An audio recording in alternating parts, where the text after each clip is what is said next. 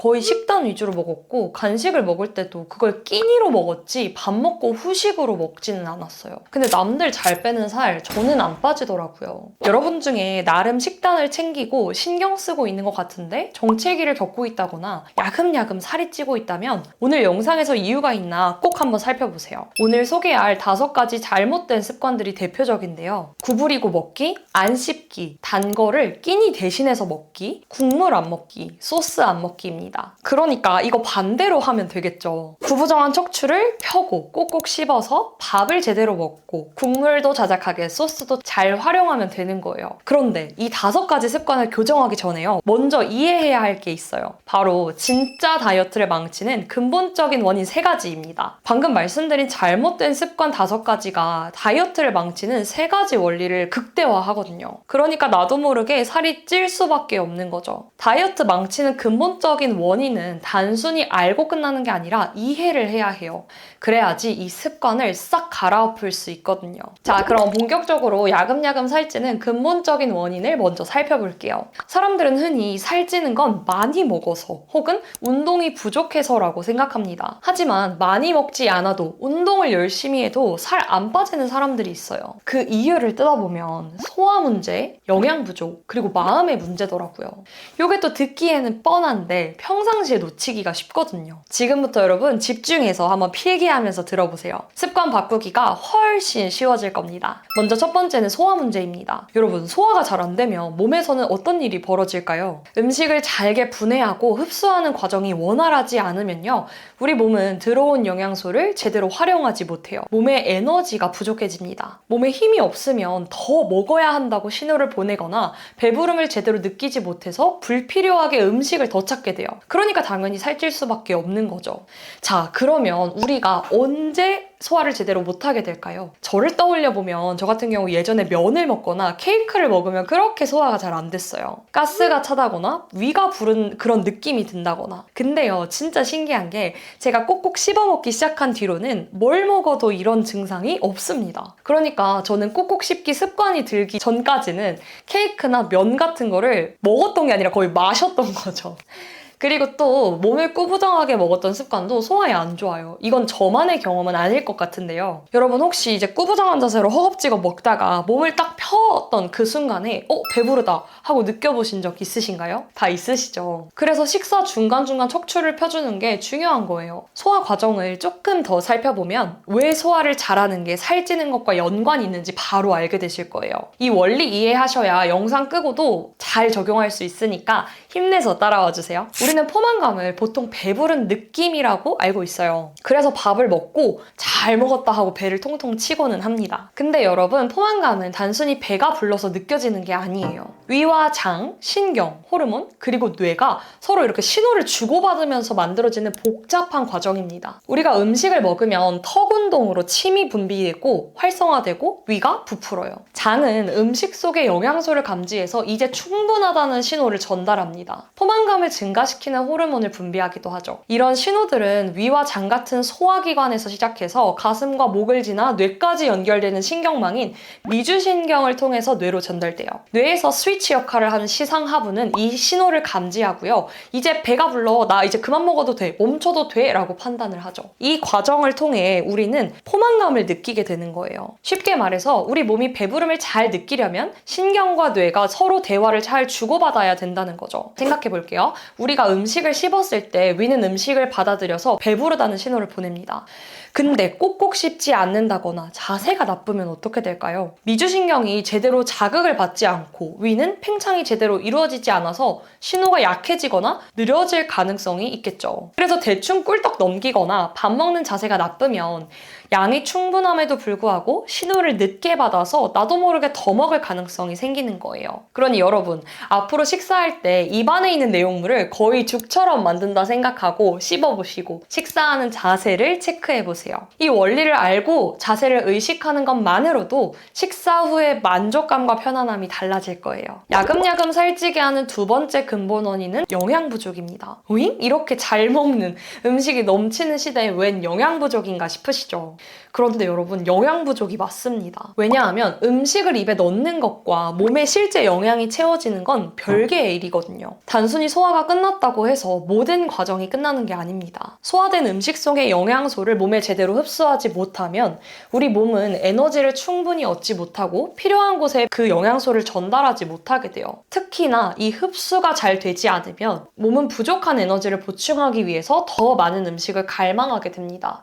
이때 땡기는 음식이 단순 탄수화물이나 당분 위주라면 혈당이 급격하게 오르내리며 인슐린 저항성이 높아질 가능성이 커요. 그리고 보통 이때 땡기는 음식은 피자, 치킨, 케이크, 달다구리 드릴 확률이 매우 높기 때문에 인슐린 저항성에 영향을 미치기가 쉽죠. 인슐린은 다들 들어보셨죠? 익숙한 호르몬일 거예요. 인슐린은 쉽게 말해서 우리 몸이 음식에서 에너지를 뽑아내어 쓸 수 있게 만들어주는 호르몬이에요.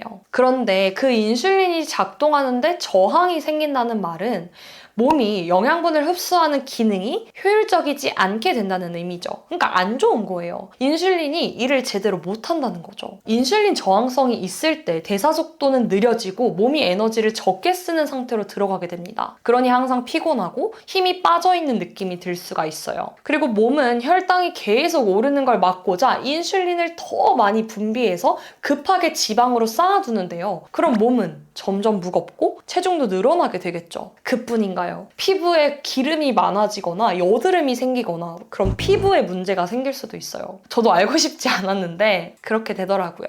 자, 그러니까 생각해보세요, 여러분. 디저트를 좋아한다고 하지만 살찌기는 싫다 해서 케이크 같은 단 음식을 식사로 대체하는 행동은 정말 안 좋다는 거예요. 단 음식은 칼로리는 높지만 단백질, 비타민, 섬유질 같은 필수 영양소는 거의 없어요. 케이크, 도너츠, 푸딩 생각해보세요. 그게 아무리 비빔밥과 칼로리가 같다 해도 영양 성분이 같을까요? 그러니 왜 영양 부족이 되는지 여러분 이해하실 수 있겠죠. 결과적으로 영양은 영양대로 못 채우고 인슐린 저항성이 높은 몸으로 만드는 격입니다. 그러니까 케이크 하나를 먹어도 만족이 안 되고 계속해서 더 많은 음식을 요구하게 되는 거예요. 나도 모르게 내가 나를 지방을 축적시키는 몸, 피로도 높은 몸, 피부 트러블이 나는 그런 몸으로 만들어버리는 거죠. 또 국물이나 적절한 염분 섭취를 무조건 피하는 것도 문제가 될 수 있습니다. 소금을 극단적으로 제한하면 몸은 탈수 상태로 느끼고 대사가 떨어질 뿐만 아니라 세포 내외의 균형을 유지하는 데 필요한 나트륨을 확보하기 위해서 다른 음식들을 찾게 돼요.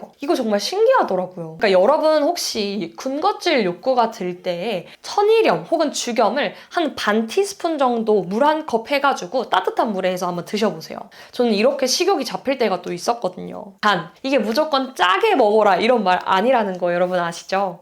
적절한 소금과 수분 섭취를 잘 해주셔야 한다는 거를 기억하셨으면 좋겠습니다. 그러니까 결국 우리가 먹는 음식이 몸에 제대로 흡수되지 않거나 영양소가 부족하면 필요한 에너지를 채우지 못한 몸은 뭘 더 먹어라 하는 신호를 보내게 되는 거예요. 대사가 저하되고 살이 쉽게 찌는 몸 여러분 원하시지 않잖아요. 그래서 중요한 건 단순히 먹는 양을 줄이는 게 아니라 몸에 필요한 영양소를 골고루 채워주는 식사를 하는 겁니다. 적당한 단백질과 건강한 지방, 그리고 비타민과 미네랄이 풍부한 균형 잡힌 식사. 매번 말씀드리는 것 같긴 하지만 제가 생각했을 때 잘 차려진 한식만큼 우리 몸을 건강하게 또 예쁘게 만드는 식사는 없는 것 같아요. 뭘 드실지가 어렵다면 반찬과 국을 곁들일 수 있는 한식의 비율을 한번 늘려가 보세요. 그리고 이거 진짜 별표입니다. 너무너무 중요해요. 빵순이 구독자분들이 계시다면 만일 디저트가 드시고 싶으실 때 처음엔 무서우실 수 있지만 밥을 드시고 나서 디저트를 드셔보세요. 이렇게 드시다 보면 처음에는 밥은 밥대로 빵은 빵대로 칼로리만 오버되는 거 아니야? 의심이 드실 수도 있어요. 근데 제대로 된 식사가 익숙해지고 그게 쌓이다 보면 절대 푸파하듯이 디저트를 많은 양으로 먹지 못하더라고요. 충분한 영양소가 공급돼서 몸에서 단 거 이제 안 필요해 하고 신호를 보내는 것 같아요. 마지막으로 나도 모르게 야금야금 살찌는 근본 원인은요, 만족감의 결핍입니다. 식사에서 충분히 만족감을 느끼지 못할 때 뇌는 그걸 결핍으로 받아들입니다. 그 결과로 조금 뭘 더 먹자라는 생각이 든다거나 후식이나 간식을 찾게 되는 악순환이 시작되죠. 예를 들어서 샐러드를 먹으면서 소스 절대 안 뿌리겠어 하는 강박을 가진 상태에서 식사를 마쳤다고 생각해 볼게요. 동태눈이 되어서 60칼로리 아꼈어. 잘한 거야. 하면서 풀냄새를 맡으며 버티는 식사를 했어요. 이렇게 여러분 며칠 버틸 수 있을까요? 6개월? 3개월? 아니 3주도 못 가요. 왜냐하면 식사에서 충분히 즐거움을 느끼지 못하거나 맛에 대한 욕구를 억누르다 보면 결국에는 터질 수밖에 없거든요. 만족감이 결핍된 상태는 단순히 식사가 아쉬웠네 하고 끝나지 않습니다. 이 결핍이 반복되다 보면 뇌는 지속적으로 더 강한 보상을 요구하게 되고 이게 식사를 선택하는 데 있어서 큰 영향을 미쳐요. 실제로 저는 한동안 서브웨이를 먹을 때 소금, 후추만 뿌려서 먹었었거든요. 이때 저는 좋았어. 칼로리 오늘 선방했어 하면서 뿌듯해 했었어요. 그런데 말이죠. 실제로 만족감을 느끼지 못하다 보니까 어느 날에는 소스 없는 그런 샐러드를 한 200칼로리짜리를 먹다가 어느 날에는 뿌링클 한 마리에 치즈볼까지 다 부수면서 보상 심리를 풀기도 했습니다. 결국에는 칼로리를 줄인다고 한때 줄였으나 이게 과식과 폭식으로 이어지면서 총 섭취량이 더 늘어나는 악순환으로 이어지는 거죠. 그리고 그때는 진짜 왜 그랬는지 모르겠는데 당시에는 제가 국물을 먹으면 무조건 붓는다, 살찐다 하면서 국을 완전히 끊기도 했었어요. 근데 여러분, 국물은 영양 때문에도 중요하지만 식사 만족감을 채우는데 중요한 역할을 합니다. 따뜻하거나 시원한 국물의 온도는 그 자체로 만족이 되기도 해요. 여러분 상상해보세요. 아주 추운 날에 따끈한 오뎅탕, 순댓국밥, 그리고 아주 더운 날에 시원한 냉면 육수, 미역냉국. 그러니까 국물과 소스 잘 이용하셔야겠죠. 지나치게 억누르지 말고 만족감을 찾아가는 것이 결과적으로는 나의 적정량을 찾아가는 지름길이 될 거예요. 여러분, 오늘 함께 살펴본 소화, 영양 부족, 그리고 만족감이라는 이 세 가지 근본적인 요소는 단순히 방법의 문제가 아니라 우리의 몸과 마음이 균형을 이루는 게 얼마나 중요한지를 알려주는 그런 지표가 됩니다. 이거를 또 위해서는 우리가 실천할 수 있는 게 식사할 때 자세를 바로잡고 음식을 천천히 꼭꼭 씹는 것이라고 말씀을 드렸죠. 이렇게 함으로써 소화기관과 뇌 사이의 연결이 원활해지고 몸이 주는 신호를 우리가 더 민감하게 받아들일 수 있다고 말씀드렸습니다. 그리고 국물, 소스를 아예 배제하는 대신에 적당히 즐기면서 몸에 필요한 영양소와 만족감을 채워준다면 무리한 억제나 그런 과폭식의 악순환에서 벗어날 수 있게 될 거예요. 또 디저트는 꼭 밥을 드시고 드셔달라고 말씀드렸습니다. 오늘 말씀드린 것들을 이해하고 또 기억해 주시면서 5가지 습관을 직접 실천 한번 해보세요. 그리고 후기를 댓글로 좀 남겨주시면 좋을 것 같습니다. 여러분의 몸은 단순히 살이 찌고 빠지는 거를 넘어서서 삶을 살아가는 데 있어서 아주 중요한 도구입니다. 이 소중한 몸이 건강하고 또 균형 있게 작동할 때 여러분은 더 가볍고 활기찬 삶을 누릴 수 있을 거예요. 그러니까 오늘부터 딱 하나라도 한번 실천해보세요. 당장 다음 끼니에 식탁에 앉았을 때 허리를 곧게 펴고 내 입에 들어온 소중한 한 끼를 한 입 한 입 집중하며 식사해보시는 건 어떨까요? 그렇게 조금씩 변화를 쌓아가며 우리의 고유한 아름다움을 찾아가는 여정을 함께 걸어갔으면 좋겠습니다. 여러분, 오늘도 함께 해주셔서 너무 감사합니다. 우리 살 말고 삶에 집중하며 건강히 지내다가 다음 영상에서 또 만나요. 오늘도 시청해주셔서 감사합니다. 안녕.